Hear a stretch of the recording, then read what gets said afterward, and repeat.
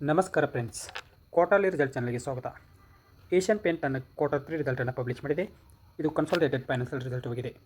ಇದು ಈಗಿನ Q3 result column, ಹಿಂದಿನ Q2 ರಿಸಲ್ಟ್ ಕಾಲಮ್, ಹಿಂದಿನ ವರ್ಷದ Q3 ರಿಸಲ್ಟ್ ಕಾಲಮ್, ಇವೆರಡು ಕಾಲಮ್ ಹೋಲಿಕೆಗೋಸ್ಕರ ಕೊಟ್ಟಿದ್ದಾರೆ.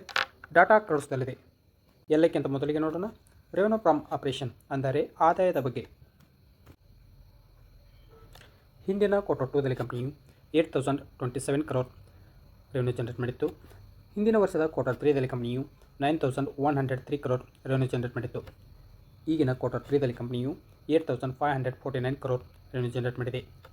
ಕಂಪನಿಯ ರೆವೆನ್ಯೂವನ್ನು ಏರ್ ಟು ಏರ್ ಕಂಪ್ಯಾರಿಸನ್ ಮಾಡಿದಾಗ 5.7% ಏರಿಕೆಯಾಗಿದೆ.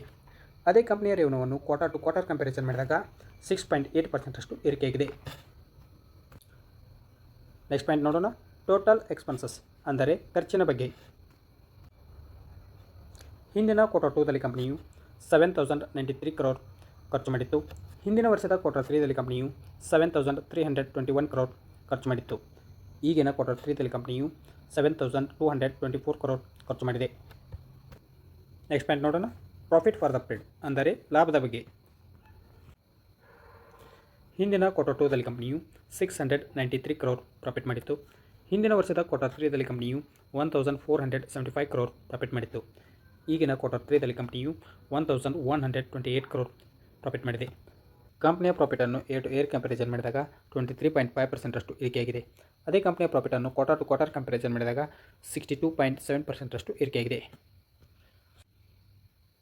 ನೆಕ್ಸ್ಟ್ ಪಾಯಿಂಟ್ ನೋಡೋಣ, ಅರ್ನಿಂಗ್ ಪರ್ ಶೇರ್ EPS ಪ್ರತಿ ಶೇರಿಗೆ ಎಷ್ಟು ಗಳಿಕೆ.